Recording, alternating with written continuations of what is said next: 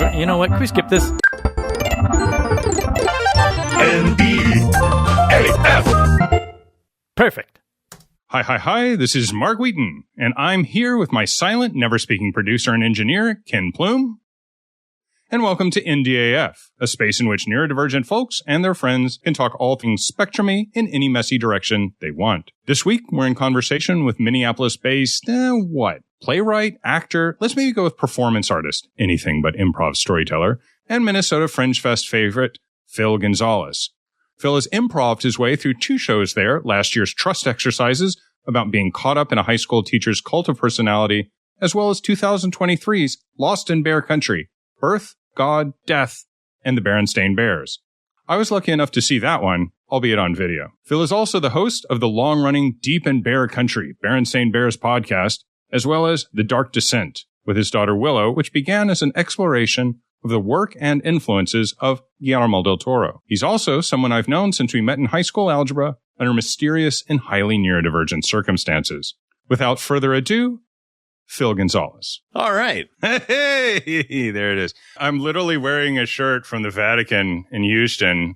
They Might Be Dead from the 91 tour because I was like, it's the one high school shirt I still have. So in your honor, look, high school, something. That's the concert that they had to evacuate. The fire marshal evacuated it. And we were all singing songs. It's horrible. Hello, Phil. Welcome to whatever this is. I don't actually know what this is, but thank you for coming on. I don't know what this is. You demanded I show up, and here I am. And here you are. Which is basically the nature of our relationship over the last, 30 some odd years. This is true. Yeah. Well, NDAF is this show where I guess people talk about being neurodivergent, but plenty of people don't. So I don't even remember the title half the time, but Ken got a really good theme song. So that's kind of where we are. So welcome to it. And how is the weather where you are right now? Where are you right now? Right now I am in Minneapolis, Minnesota. The weather is currently 49 degrees and partly sunny. Oh, Minneapolis, the home of happiness like Denton. Yeah. The home of nothing ever happens. The home of a very calm political change. So what is that? What is this is like a question from the back half, but I don't understand these things. What's it like being someone who's neurodivergent, thereby is empathetic and has a strong sense of justice, being faced with your city being under siege? How does that nail you right where you live? Well, why would you does being neurodivergent make you have a strong sense of justice? We've talked about that on the show before. There's been a couple of people who say that there's a certain vein of empathy and there's a certain vein of just being angered when things aren't true, when things don't happen. And you're like, no, that's not how it's meant to work. And we've had people on here talk very much about how the current political climate here and in Canada have genuinely adversely affected their just kind of day-to-day interactions with the world. Yeah. So, we've Doesn't affect you? Whatever. I don't think about that kind of stuff. It's really pretty much about me in this room. No. So having lived in Minnesota now for decades and having been in Minneapolis also in 2020 when all that went down, it's wild how that sort of set up the entire sense of, okay, Minneapolis is the socially forward, socially conscious city in America now. We are the ones that people will sort of glance at to kind of see how, not to get a sense of the temperature of the room, but to kind of get a sense of how are the most empathetic people in the world responding to this. And I think it's because honestly, from my perspective as a perpetual outsider in every arena looking in, it seems like Minneapolis in particular, but the Twin Cities, Minnesota, take great pride in the mask they put on in public. The way they are perceived, they're so used to being forgotten and left out that they sort of have this deep sense of really wanting to belong. And part of that, this is of course all coming through the filter of my own personal experience in life. You can either become angry about that or you can become proactive about that. And it's as a collective, the at least left side of Minnesota, because there is an extreme far right side of Minnesota. Don't ever get, once you leave the Twin Cities, city's area, you're in no man's land.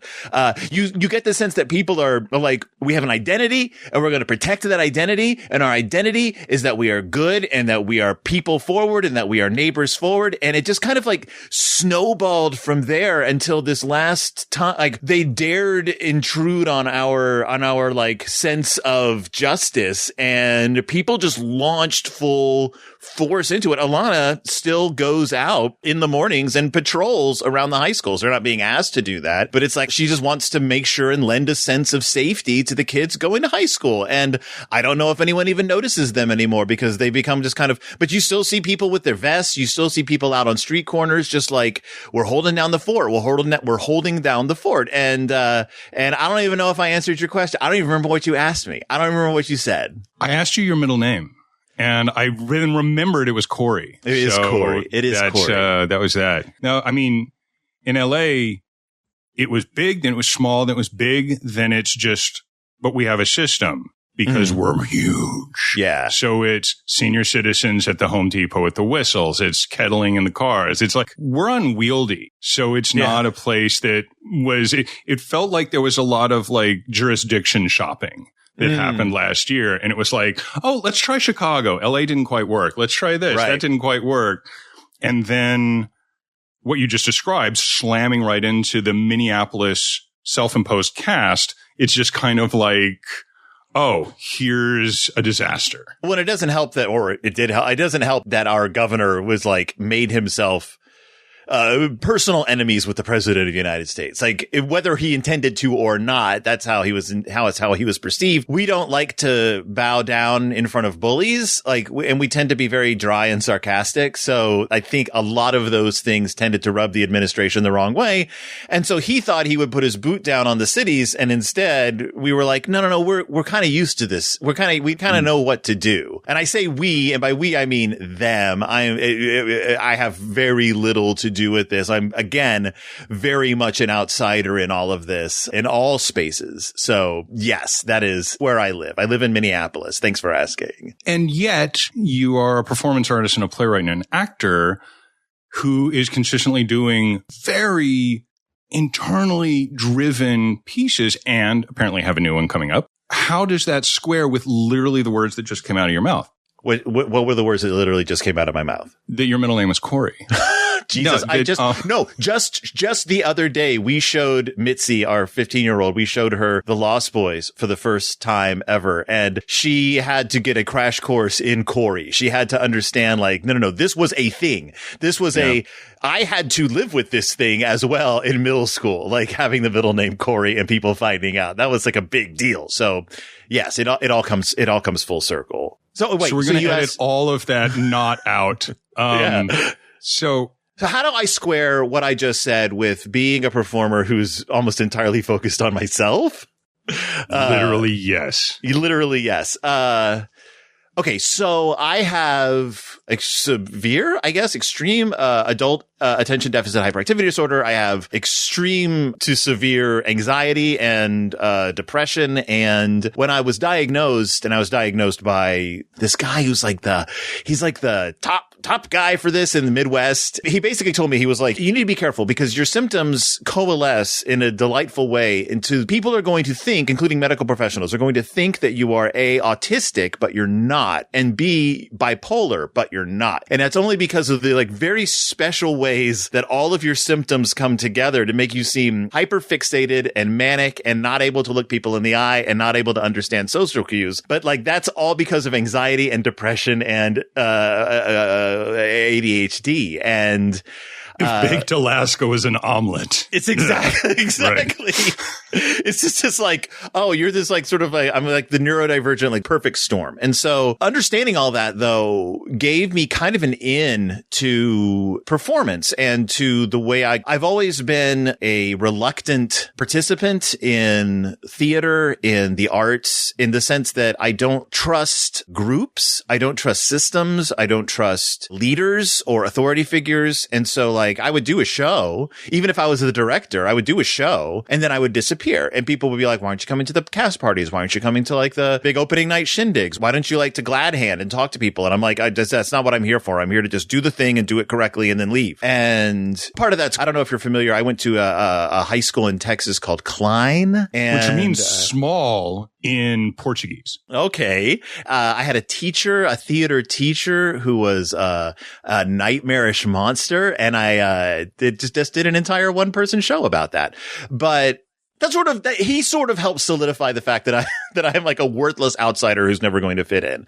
And so you take all that, you take the neurodivergence, you take the extreme like self-esteem issues, you take the fact that I have cemented into my psyche the fact that I'm never going to have a place in this world, the creative world, the personal world, any kind of world. You put all that together, you mush it all together, and you either succumb and you collapse, or you can say, I've got to get this out there. I've got to put this out there. So my shows have traditionally just been me in front. Oh, and also I have no sense. I have no real work ethic anymore. I have very much trouble putting things together. I don't like to rehearse. I don't like to prepare. So almost all of my shows have been more or less improvised so that I can retain interest in them. If I get bored of my own show, I can't do it. In fact, that happened. By the time I took my show to Elgin, Illinois. And by the time I got to the end, I was like, I've got to change things up. I've done this show 8 times already. I can't do it again. People think it's fascinating, but I don't. And so my shows rely a lot on random chance, on spinning a wheel and figuring out what the next part of my story is going to be, and then making that all coalesce into a coherent tale at the end.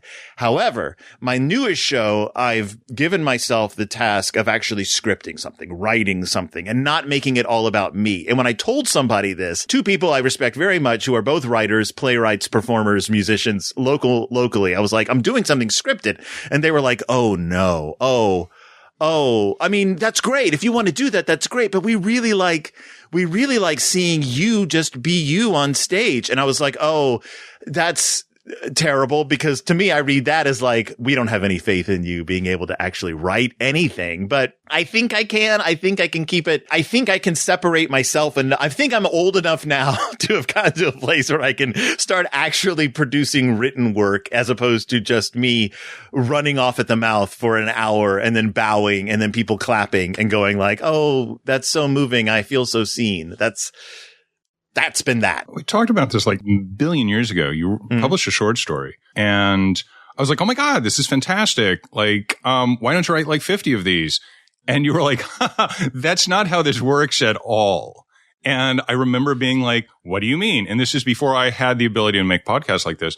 And I didn't understand it at the time. Mm-hmm. And I was just like, but for me, I need that organization. I need that routine. Without the routine of writing every single day and writing 50 of these, I'd become the CEO of Pepsi Cola. What are you even talking about? Like, that's not, I married Joan Fontaine, who's dead. But it would be very antithetical. It just doesn't compute. What is your writing process now that you have successfully conquered whatever that was? It's a success. Bear in mind that I may just default back. So one of my ideas was, I'm going to do a show.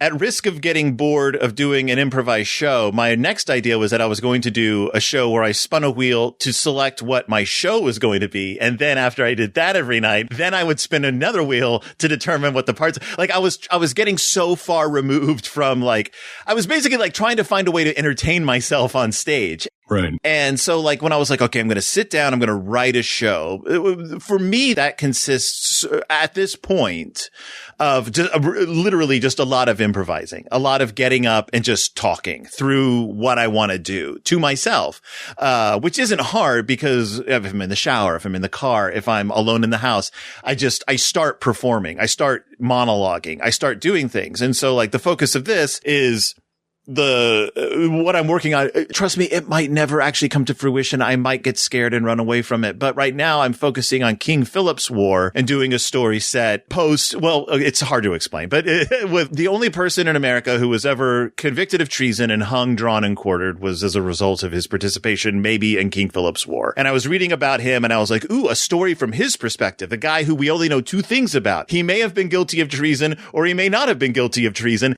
That's literally all we know. We barely know his name. It appeared in 2 different spellings. We don't know anything about what this guy looked like. We don't know much about his life except what he said at his trial, which totally contradicts what people accused him of doing. We don't know anything about this guy. So I started just reading and like digging into this guy's life, which isn't much. History of Rhode Island, history of King Philip's War, history of like the Puritans in America. And just then once I know enough facts, once I have enough stuff stuck in my head that I have to start telling people about it, instead of cornering somebody at a party or cornering somebody in the grocery store and being like, you have to hear about this guy. Instead of cornering my child in the car and being like, on the way to school, let me just tell you all about this guy who was like convicted of treason and king.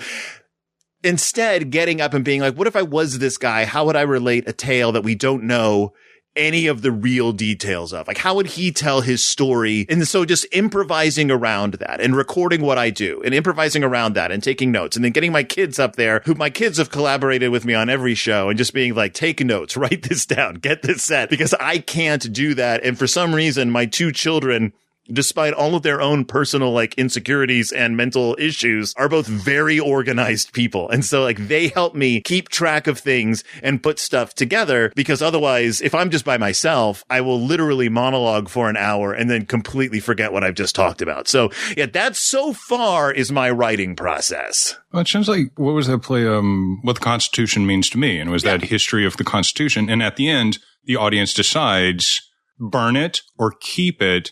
Yeah. But with kind of the antic spirit of O'Mary. So I feel like you're trying to, like you're really trying to thread a very, and your name is Phil. So it's it's King Phil's war. So, I mean, it sounds like the bones are there. So well, one of the things that inspired me, that really got me like, when I performed in Illinois, I got a review it was actually a review from a guy I know, but, I trust his like, he wouldn't have written this if he didn't. He's a writer and a performer and a playwright and a set designer and a musician. And he also like works construction. He's an incredible, like, so he's like just buff. No, he's like whisper thin. He's like rail thin. I don't understand he just places the plane at the construction site. Yeah, right. Got it. He's like single-handedly built a house in the woods for himself and his girlfriend, like just like that kind of guy. But he said in his review of my show, he's like, Phil does what seems to be the impossible. He takes disparate threads at random and somehow by the end of each night weaves them into a coherent narrative that actually has a beginning and a middle and an end without ever actually knowing what the next part of it's going to be, without actually knowing how things are going to come to a close. And I was like, oh, I guess I can do that. Like, it wasn't until he said it that I was like, oh, that is what I do. That is kind of what I do. Oh, I do create coherent theater by the end of an evening without actually knowing where I'm going to go. And people are like, isn't that scary? Isn't it weird to get up on stage and not really know what you're going to do? Like, you don't even have like a partner there or like someone to help you out if you get like confused or lost. And I was like, that's not scary. That's what human beings do every day. That's what we do when we get up in the morning. Like, what do you, like, I guess, okay, maybe yes, but then that means I'm literally terrified every time I leave the house and talk to people. So if I'm literally terrified of just having a conversation with anyone, why not make a little money off of it? Why not get up in front of people and do it and just be like, this is what living is. You don't know what your day's going to end up like. So how hard is it to just do stuff in front of people? I never have trouble getting up in front of people because that's just what life is. That's just living. But it's not. And the hierarchy in the stage is they have to shut the up. So the hierarchy that's established with strangers doesn't exist. It can be different every day, every person you meet, but you're in charge in the stage. Everybody has to be quiet and listen. So you have a social hierarchy prearranged that's the same. So it's almost a routine. I guess since I kind of like have a problem considering like I tend to command a room when I like start talking a lot. And I think I'm just like, well, people are going to listen anyway. Like you sell a ticket, then they're doubly going to listen.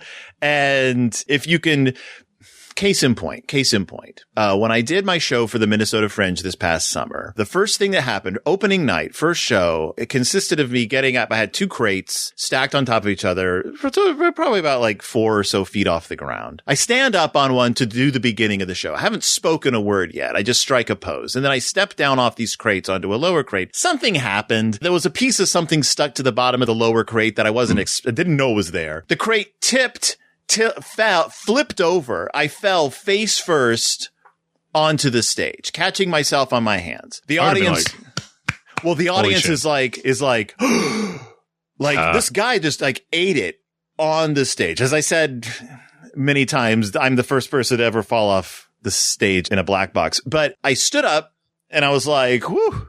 Oh boy, like, wow. Okay. And I just kept doing the show. And at that moment, I was like, that's what I want.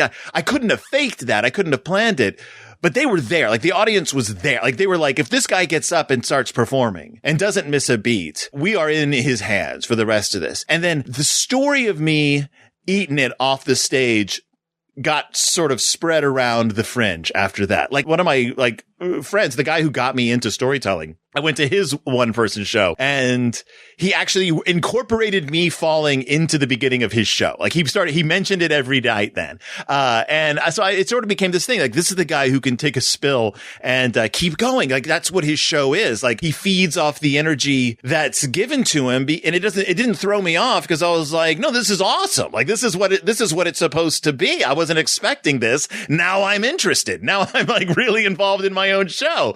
I got my attention. And as you said, like when I do something once, the reason I remember talking about this with you, I got published a short story in a collection. And yes, I said like, well, I don't need to do this anymore. Like I did this once. Like I proved I can do it. Like I can do this. Why would I ever want to do it again? Like that's not interesting anymore. I got my stuff published. What's next? What else is out there? And the fact that I found something and a way to do something that can keep my very easily distracted brain engaged over the course of nights, over the course of a run, and that I can keep building on and that people want to see, that people like go out of their way to see me do is like after almost 50 years on this planet is like, oh, I finally found something that kind of fills all those boxes. That's like everything just kind of slots into place after that. When I saw you in this mythical fake high school that you allege we met at, when you were doing plays there, and again, audience response was, oh my God, the funniest person in like a South Pacific or a Brigadoon or whatever. How does that then become something where that's not satisfying anymore, where performing Jerome Kern or performing Rodgers and Hammerstein is just because that just becomes such a specific path for so many people on the performing? Why did it have to be? No, it has to be the creation and the performance.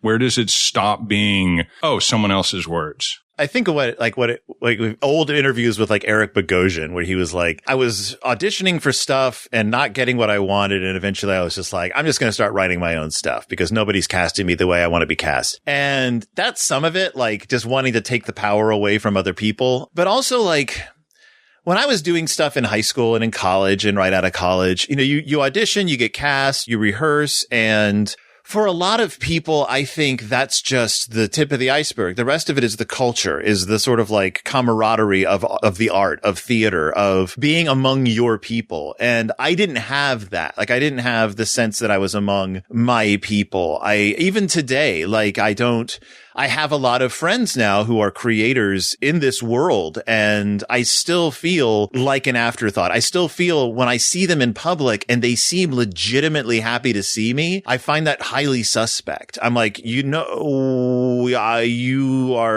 must want something from me because this doesn't make any sense. Like you shouldn't be happy to see me. I am the lowest on the lowest rung. That's reasonable. That's a reasonable assumption in all spaces. So I'm right there. That's where our Venn diagrams meet. So I'm right there. Yeah, but see, unlike me, and I know this from knowing you for so many years, your talent, the thing that I was always whenever I would talk about you to other people, and I would talk about you to other people. But why?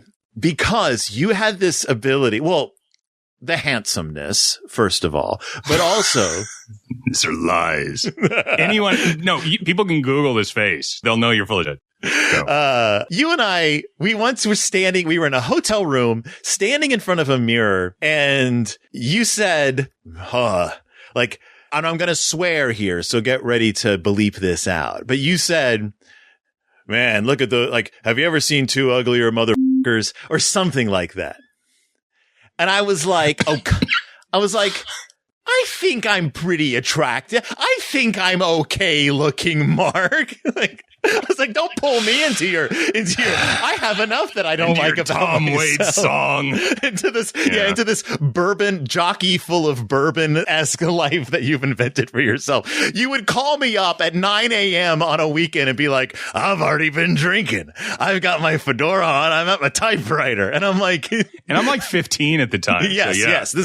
And you're like, and I'm like, that you don't have to do this to yourself. That's July. I was like, he definitely has to do this to himself. Work it out of the system. You have to get it out. No, what were we talking about? When you borrowed that DeSchmog shirt and we went to see Elvis Costello. I borrowed a KMFDM shirt, and I actually... No, that was before then. You wore DeSchmog after prom. Oh, wow. So you would remember. I have so many photos wearing shirts that are yours, and people are like, wow, you were really into KMFDM? And I'm like, no, you have to understand. I didn't have a personality then. I was learning from the rest. No, the thing that impressed me about you, the thing that I was always jealous of, was, and looking back on it, I'm like, oh, he was diagnosed with what? Okay, this all makes sense. Was that Venn diagram? It was that you were able to put yourself into any social situation and pretend you belonged there. You were able to learn enough about a subculture that you could talk shop with the people working on the factory floor at Compaq, or the people who were, who were educated about the arts, people who were educated about history, people who were educated about you could pull enough random facts out of your butt and pretend like you were the expert that people bought it, and you sort of were able to still do. And you were able to slip in. And I was just in awe of that constantly. I'm like, how do you do it? How do you just know what to say? And I learned that technique because I was like, oh, I'll just pretend to be Mark in situations. If I get uncomfortable, I'll just pretend I'm Mark, and I'll be like, oh yeah, no, yeah. And talk that way until finally one person said to me, you just have to be the expert in everything, don't you? And I was like, oh, I'm not very good at this. Yeah. Compensatory strategies that's the fun thing about looking back through the disaster at post-diagnosis, and you just watch the dominoes fall, and you're like, I'm an embarrassing polar bear. And you're just kind of like, this is all a mistake. It's good to cut off everyone from your life, and then you don't. But were there things that post all of these omelet, baked Alaska diagnoses that you look back on in high school and you're like, Jesus Christ. Oh, or better, that explains this, that explains that, that explains this, that explains that.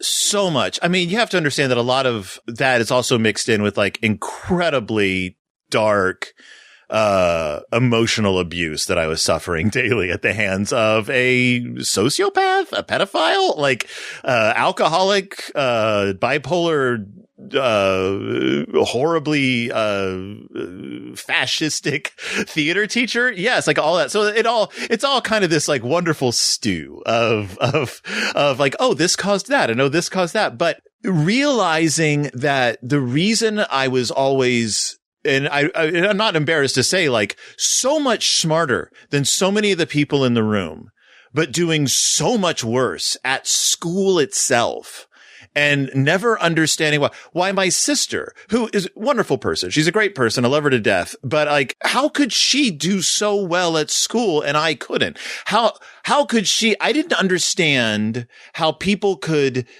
sit down and do their work. That didn't make any sense to me. I was like, wait, people just go home and they do work and then they go to class and they take notes, like, and then they read those notes and they understand what it was about. Like, that was like, no one ever explained how that was supposed to happen. And I just thought I was stupid. I just thought I must be just I'm the dumb idiot. I'm the ugly idiot in class who, because I've been on one side, I'm being told that I'm unattractive by like this like man who I held up as a golden god. I'm being told that like I'm an unappealing, unattractive human being. And on the other side, I'm making terrible grades. And I'm like, well, I must be ugly and stupid. So I guess the only thing left in my life, and this is the story that I always make a point of sharing, is I had a friend from college who came and visited me here in Minneapolis. He was doing a Fringe show and we were reminiscing about college. And he was like, man, the first day of college, the first time I ever met you, we were all doing like general auditions. And he's like, you came running in and you were tearing around and you were so energetic and you went in there and you nailed your audition and you came bursting out and then you like danced off through the quad. And he was like, I was so jealous of like your like just your energy and your ability to put yourself out there. And I was like, oh, no. You misread that. You see, what you saw as enthusiasm and energy was me thinking that if I didn't stop moving and flailing my arms around, that people would forget I was there. And so much of my life was me being like, look at me, look at how crazy I am. Look at how wacky the world is. And it was really me going like, I have no reason to exist other than to make these people smile or make these people laugh or make these people be entertained. Otherwise, my justification for continuing to exist on this planet is nil, and I may as well just disappear. And like, I had this voice in my head. That's the anxiety. I had this voice in my head that I didn't even know was there until I started getting on meds and it was suddenly gone. This voice that 24 hours a day was telling me, you don't need to exist anymore. You should probably stop existing. You should probably not exist anymore. It's probably time for you to stop existing. And it was never to the point where I was going to do anything about it, but it was so prevalent and so present that when it stopped or when it quieted down, I was suddenly like, oh, dip. I've walked around every day thinking that I shouldn't exist. And now I suddenly don't feel that way. What do I do with this energy? Like, what can I do with it? And that's really when I started getting into pulling myself up and performing and storytelling and like putting it out there. Mostly because I was so fascinated by what the world looked like all of a sudden. And that's just from anxiety meds. That was just the anxiety, no longer walking through that fog. So yeah, I hope that answers what you asked. Again, it was your middle name. So that's right. We are back at the sea. You got to remember that you and I didn't become like friends until... Wait, what incident happened that we became friends? I was wearing a Falsettos t-shirt. This is the most autistic thing ever. And from across the Algebra 2 classroom, you said to me, nice Keith Haring shirt. And I said, actually, it's a Falsetto shirt. And together we came together. The world of AIDS activism and musical theater. They met. And yet, no, I was going to one shrink after another. And they were telling my parents, this is what's going on. And my mother said, that stuff doesn't exist. What are you talking about? There's no such thing as autism. And it was just like, Helen, it has a situation here. And it just, okay. Looking back, you're like, look, these idiots. 1990s, early 90s, all we had to go off of was literally Rain Man. Like, literally, that's it. Oh, and Axl Rose in the November Rain video stimming. Otherwise, it was that super smart kid who plays with clay and like maybe you have a cousin. Otherwise, that's it. ADHD, we were supposed to be the kids who were bouncing off the walls, who were always getting in trouble, who were the discipline cases, who were violent, who were loud, who were obnoxious. Who couldn't stop drumming on the desks. Yeah. Right. That was the kid you were just like, oh, that kid, or ADD as we called it. That kid has ADD, but I'm on lithium. Otherwise, like the smart kid who I was just the lazy kid. Like, as far as my parents were concerned, they were like, you're so lazy. Why are you so lazy? You're not making good grades. You're so lazy. You're so lazy. And I was just like, well, I guess I'm a lazy guy. I'm the funny lazy guy, who has, for some reason though, could really focus on theater when I needed to, could just hyper fixate on one thing and win award after award after award, and have my theater teacher be asked by another theater teacher, is that Phil guy any fun to be around? Because he is so deadly serious all the time. And then he gets up and he does his little thing, and then he sits back down and he doesn't crack a smile or say a word to anyone. And my theater teacher being like, nah, he's just really focused. Nah, he's just this, he's really talented and really focused. And then coming up to me later on and being like, you won't believe what this guy just told me. He told me that you are not fun at all. He doesn't know you like I know you. And I'm like, nobody knows me like you know me, sir. You're like the duck falling out of the ceiling next to Groucho. Right, sir. Yeah. That was what it was. That was what it was. And then he starts screaming and crying, and I have to hug him so he'll stop screaming. And it was a great experience all around. We have a lot of fun memories. Did a whole show about it.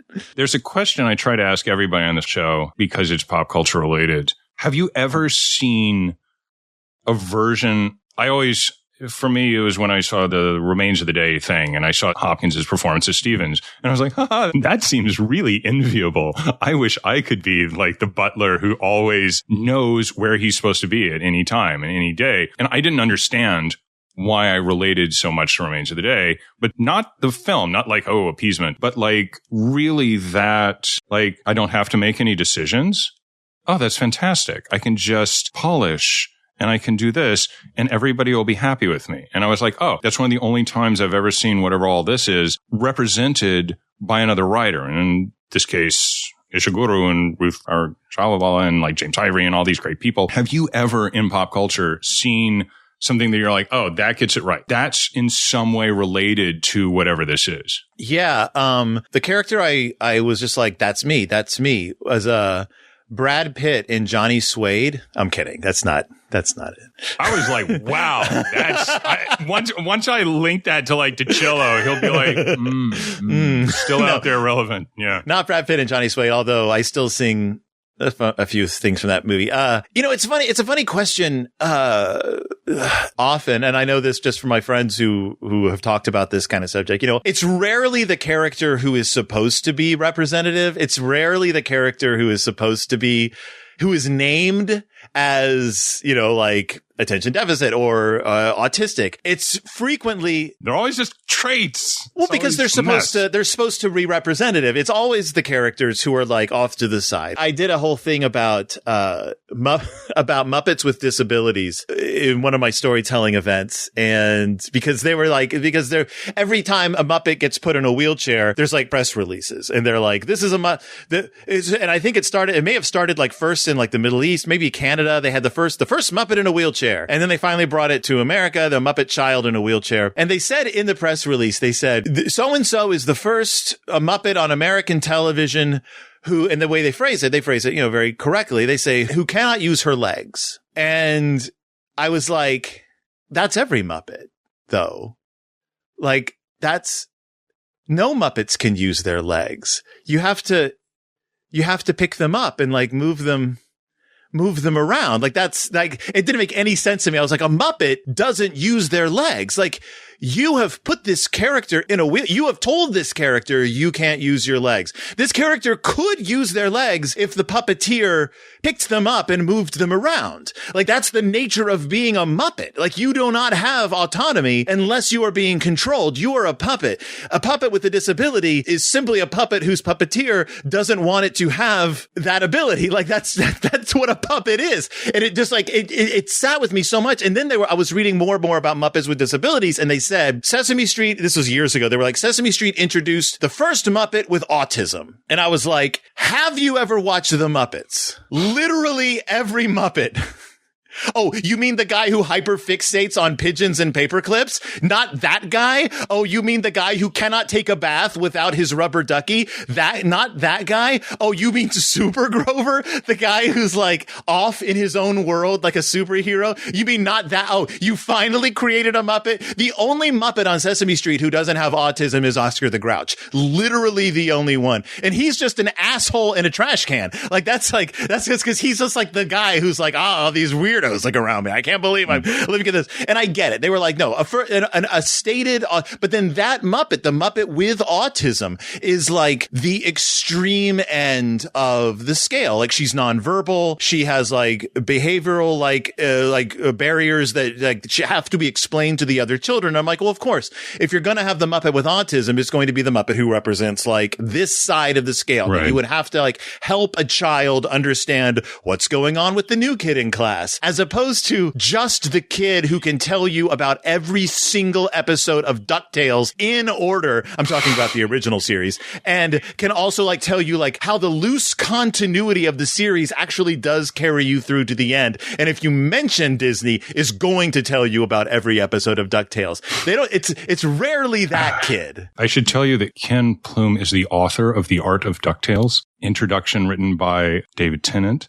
And it is quite a good book. So this is a plug for that book, since we are on NDAF. DuckTales is a viable hyperfixation. So I have a hyperfixation. I literally have been doing a Berenstain Bears podcast for 10 and a half years. Like, it's almost 11 years now, because I hyperfixated on a children's property that wasn't intended to be hyperfixated on. And someone told me I should do a podcast because of it, because I saw the threads. I saw the continuity. I saw the way the world was being built, even though the artists did not intend for it to be seen that way. I was just like, no. If you follow the thread, you can see how this property develops. If you follow the thread, you can see that even though they weren't intending for you to read into the continuity, there is a continuity there. And if I had, as Mike Berenstain has told me several times, if I had brought the words continuity to Stan Berenstain, he would have asked me what the hell I was talking about, because that's not the kind of artist he was. But yeah, so Ken, I know that you're maybe not going to respond to me when I say this, but I totally understand the hyperfixation on a single children's property. It's a fascinating world in which to live. That's another collision of our whatevers. When you had me on that show and it was one about movie making coming to the town, there's like a single tossed off reference in the book about Cecil B. DeMille. I think his name was like Cecil B. DeBear or something. Cecil Bear DeMille. It's something that basic. And I'm like, dude, exactly what you just said.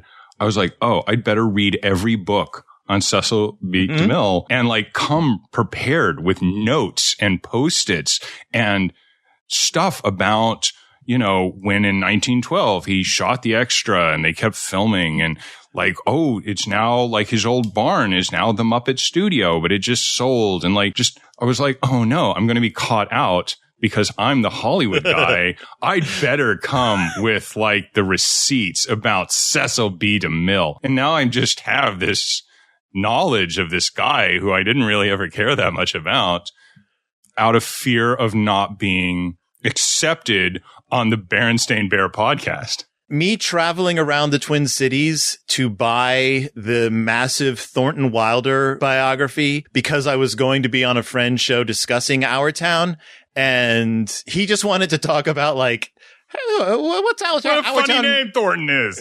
Right. What's Our Town meant in your life? No, he's actually very intelligent. He has a very good show. But me like being like, well, I guess I better know everything there is to know about the life of Thornton Wilder, because otherwise I'm going to come off as some kind of know-nothing. A rube. Yeah. Which is the worst thing one can be, apparently. A rube. So. Yeah. I don't know. According to like an old Superman comic. So, I don't know. So where does this... Oh, I actually had a good question. I forgot it, but that's probably for the best. I don't know. Oh, what was it? It was something about that. No, that actually made me think of something you had said that tied right back into these kinds of obsessions. I don't think it matters really, but when you kind of go forward with wherever you are on this spectrum, what has been not deleterious, but just knowing, I have this problem with my own child, knowing what you know now, if you had known it as children these days, have way too much vocabulary, have way too much like, oh, they know exactly what this is. When they see another kid doing something, they're like, oh, that's this, and they're doing this, and that's echolalia, and that's this, and my therapist told me about that, and they know exactly what it is.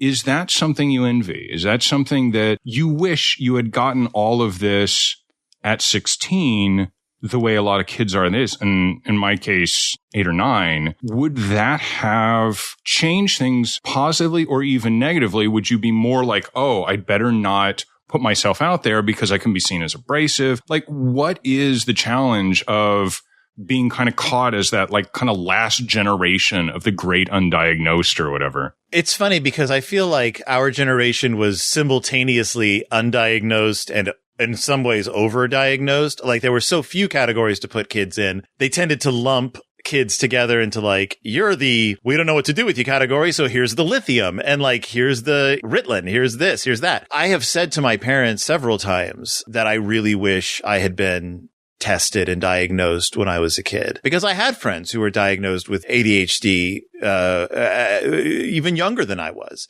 And they were like, oh yeah, it was nice to start getting a handle on that young.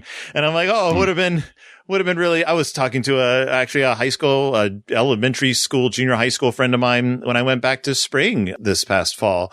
And we were, sort of talking about our kids who have their various, difficulties and their obstacles to overcome. And she has kids with ADHD. And she was like, oh yeah, I was diagnosed when we were in like elementary school. And I was like, oh wow, really? Like, did that help? And she said, yeah. She's like, oh yeah, they had, there wasn't like, like the big 504 plans and stuff like we have now, but there was definitely things the teachers knew. And I remember sitting in 6th grade math and being aware that I was not going to do well once educational television stopped covering what we were covering.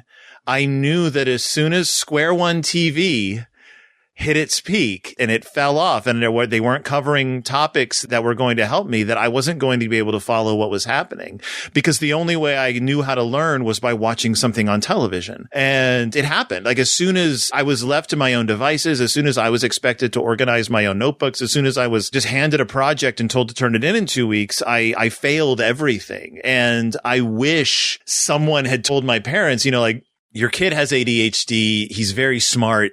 He's going to need a little bit of help, a lot of help keeping things organized, keeping on track. But also, he's also been taught to be ashamed of his failures. So you're going to have to understand that he's going to try to hide every single thing that goes wrong in his life. I had learned early on how to, if I forgot an assignment, how to pretend it never happened, how to make excuses to my teacher, how to hide progress reports from my parents. I learned all these, like, I guess they were in a way compensatory strategies, but not to help myself succeed, but to help myself not get caught. And I still do that to this day. Alana will be like, are you hiding something? Why haven't you talked in a while? What's going on? And I'll be like, oh, I'm ashamed that I forgot to do something. And instead of just being like, oh, forgot to do this, I've learned instead to hide myself away because I'm afraid of getting yelled at. I'm afraid of being a disappointment. I'm afraid of, once again, not living up to like the expectations people had. And I know it's a meme now. I know it's a funny, like,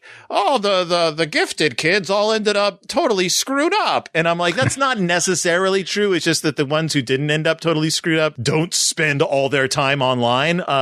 They're actually like having a successful lives. I know plenty of gifted kids who like seem to be doing okay compared to like some of the gifted kids I know. And I know a lot of non-gifted kids who weren't put in there who are also doing pretty bad. So like, and also there seems to be a tendency to think like everyone's being diagnosed like everyone has ADHD now. Everyone has autism now. Everyone's on the spectrum somewhere. So no one's problem really matters. But I also think it's that we tend to like clump. We tend to group up and like find our people who understand us and whose brains kind of work the same way as ours do, or who can who there was a scene, what's her face? Who's the comedian? She's blonde. Maria Bamford? No, she's roughly our age. Lunel? No, she just lost a lot of weight and it was a big deal. Now she's divorcing her husband. Amy, Schumer. Yes. She had a show. My wife learned a lot from that show. Thank you. About her husband. And there's a scene in that show where they're in New Orleans. It's the New Orleans season. And he's out playing basketball. And she comes to find him. And she's like, where have you been? And he's like, I've been playing basketball. I told you I was going to play basketball. And she was like, not all day. What are you doing out here? He's like, I was playing basketball because I told you I was going to play basketball. And she's like, you should have checked in with me. Like I've been left alone all day. I didn't know what you were doing. I didn't know where you were. And he couldn't understand like why she was upset because he told her I'm going to be out here playing basketball. And they got into this big fight. And I'm watching it with Alana and I turned to her and I'm like, do you recognize this argument? Do you recognize what is happening? And she was like, I don't have any idea what you're talking about. And I'm like, no. Do you recognize that every single thing that's happened is what's happened to us? Is like, we have this argument all the time. She's like, what are you talking about? No, I don't understand. Like she couldn't see it. And I was like, that's what it feels like to me. Like I don't understand a lot of times why people are upset because what I'm doing makes sense to me. And to see it portrayed so like casually in front of me was like, oh.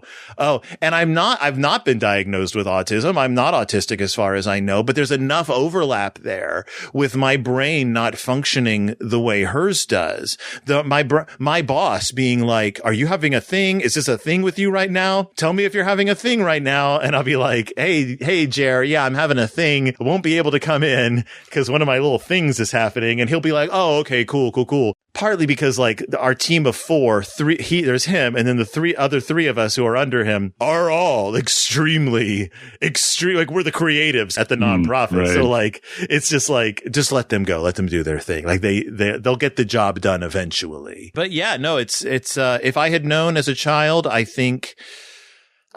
wish I'd known. I wish I had known there was nothing broken in me. I wish I had known that it wasn't my fault, that I wasn't stupid, that I was just, that things weren't like the world didn't make. There's a reason I've been my whole life, I never went through an angry phase as a teen. Like a lot of my friends are like, that phase where you go through and you listen to like angry music, like a lot of like angry music. Yeah. Like, and I was like, for some reason, like that music never meant anything to me, but they might be giants. When I heard them, when my friend played them for me the first time, I was like, oh, absolutely. I understand this. I was never angry, but I was very confused. The word, like the obsessions, the hyper-focus, the losing my train of thought, rambling for minutes at a time never made sense. But then there was like these songwriters who were suddenly like, oh, no, we get you. You weren't angry. You were just befuddled by the world.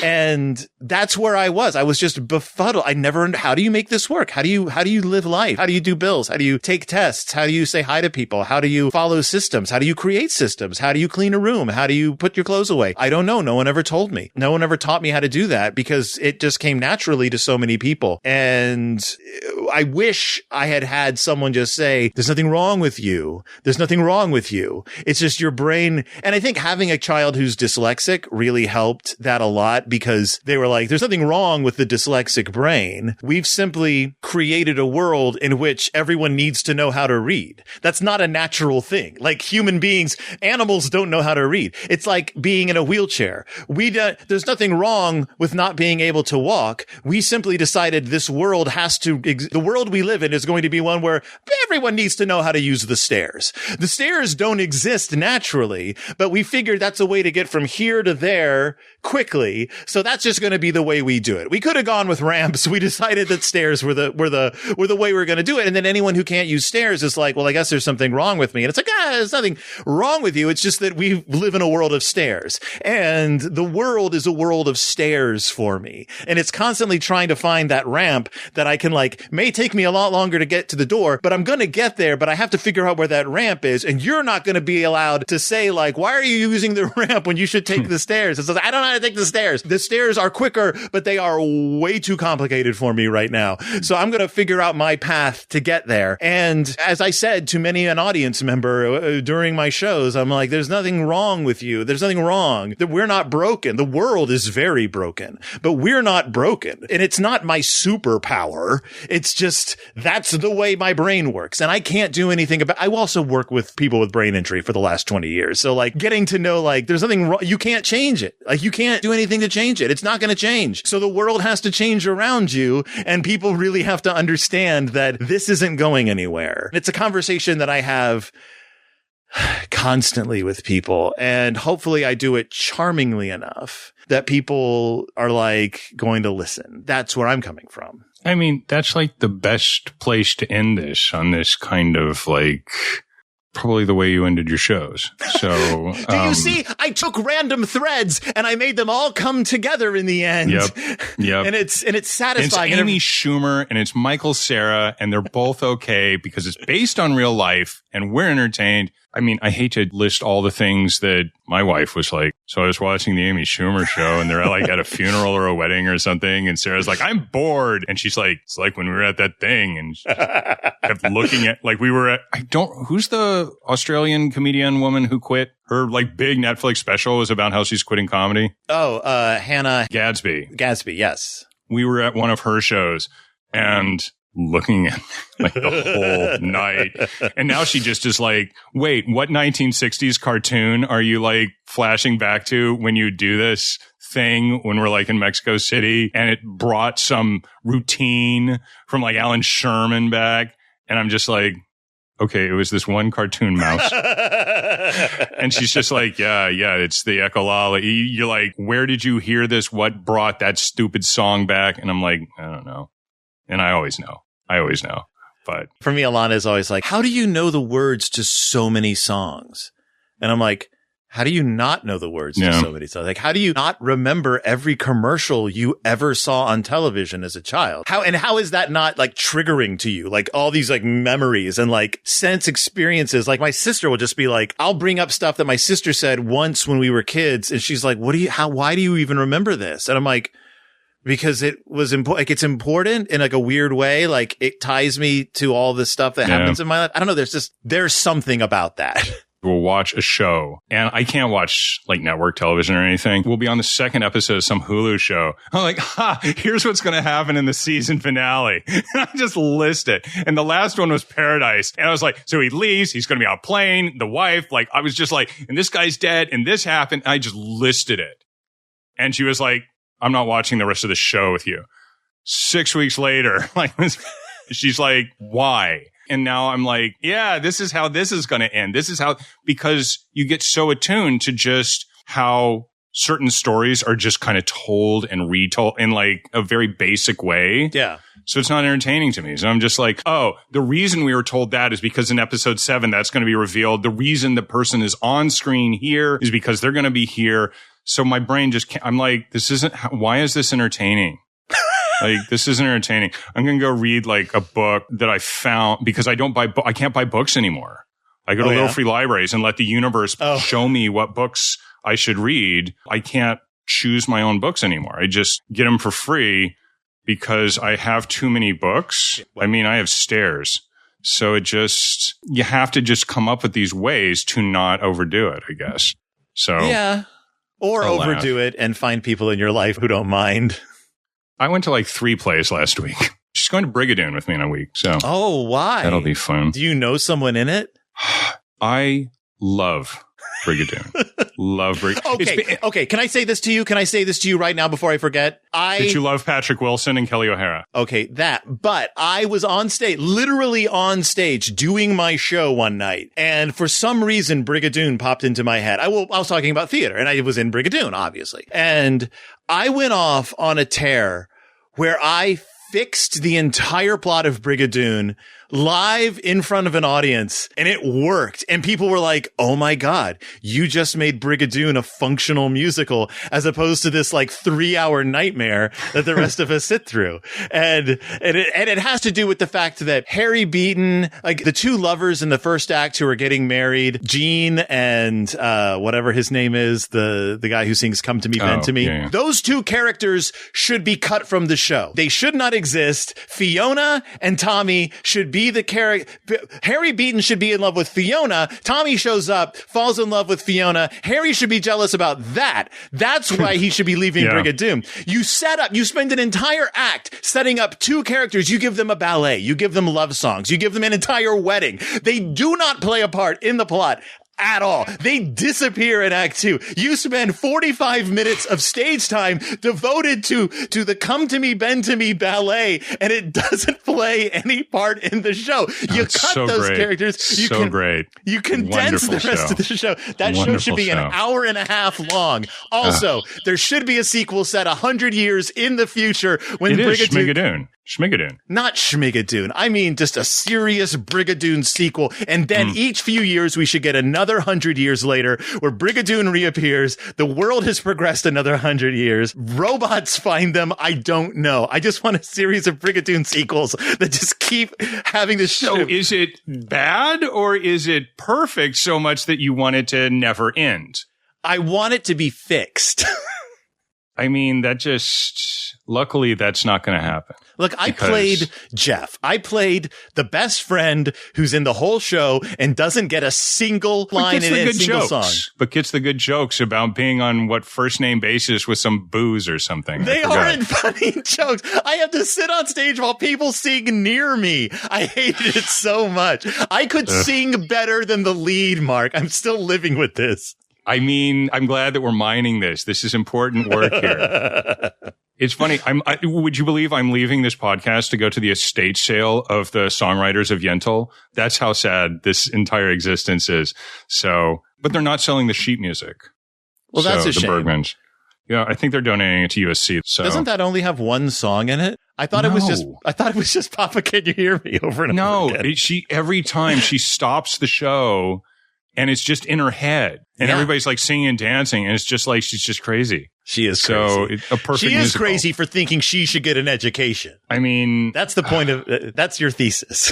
No, my thesis is I didn't care about these songwriters. Then I sat and read all 1,000 pages of Streisand's memoir. And I'm like, these people are like better than Sondheim. So I have to go to their house and like pick through their stuff, see what I can afford. Buy their sugar jar. Look, they have all these books that like lesser songwriters like autograph to them. And over here, I have so much stuff from Bob Hope's posthumous, like all his Catholic stuff. And so I collect autographed books that were never read of the dead. So I'm going to try to make that a thing. And the Bergmans are next. Nice. So thank God this won't actually be on the podcast, except Ken, will probably put it on the podcast. As a bonus feature. That's what you come on for. And that was Phil Gonzales. You can find him online at Instagram.com/PCGonzo, all one word, and PCGonzo.BSKY, blue sky, .social, or on Facebook as Philip Gonzales or P. Corey Gonzales, PCORYGONZALES, all one word. His podcast can be found wherever podcasts are, found, but on YouTube at Raffish Ripoff /podcasts. That's RAFFISHRIPOFF, whom Berenstain Bears fans will know not from the books, where he's Ralph Ripoff, not from the 80s cartoon, where he's Raffish Ralph, but a combination of the two. If you're interested in catching Phil's upcoming scripted piece, it will premiere at the Elgin Fringe Festival in Illinois the weekend of September 23rd through 27th, 2026. Until next time, this is NDAF. NDAF. NDAF is produced by Ken Plume, and our theme song is by Mike Furman.